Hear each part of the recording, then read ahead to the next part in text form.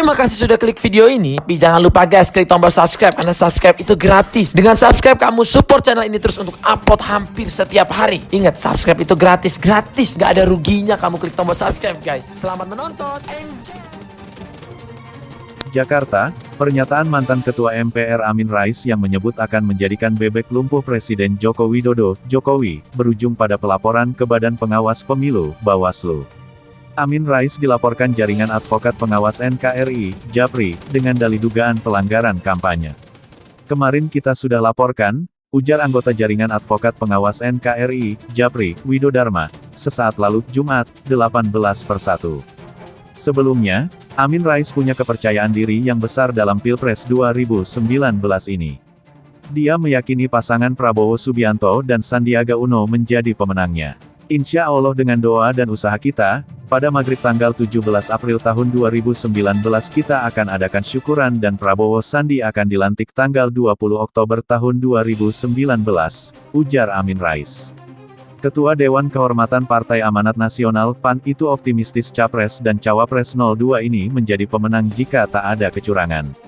Amin Rais melanjutkan, pihaknya akan menjadikan Jokowi sebagai bebek lumpuh karena kalah dari Prabowo Sandi. Selama rentang waktu tanggal 17 April sampai tanggal 20 Oktober tahun 2019 itu kita jadikan Pak Joko Widodo seperti bebek lumpuh, karena sudah pasti kalah, kata Amin di diskusi, refleksi Malari, ganti nahoda negeri. Yang digelar Seknas Prabowo Subianto Sandiaga Uno di Menteng, Jakarta Pusat, Selasa, 15/1.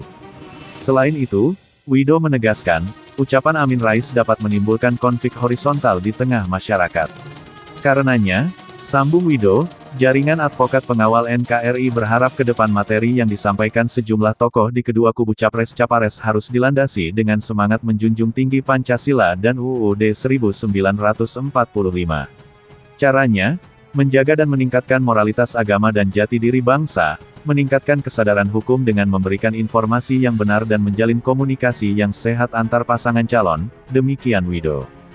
Jakarta, AYOSEMARANG.com, Amin Rais kembali menyuarakan keresahannya dengan mengkritik pemerintahan Joko Widodo.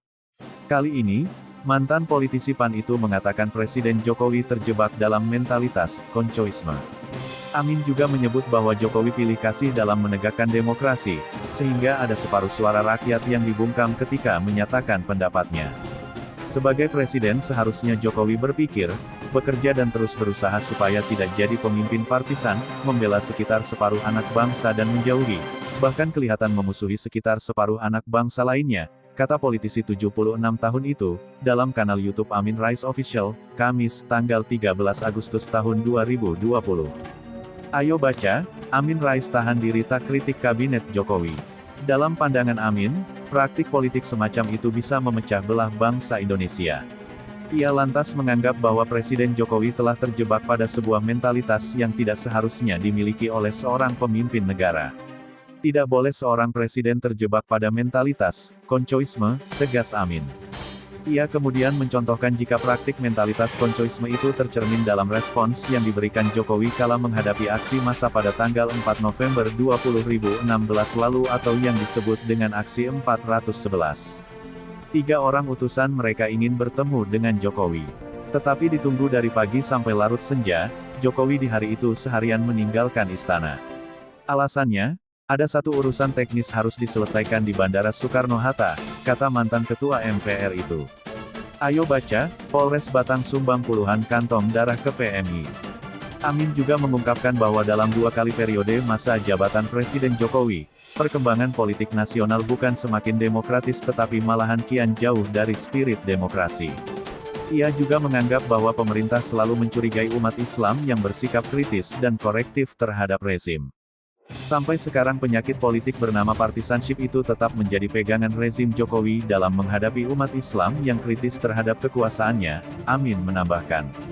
Belum lagi, lanjut Amin, tentang orang-orang di istana, termasuk buzzer, yang dianggapnya selalu pasang badan melindungi Presiden Jokowi dari ujaman kritik.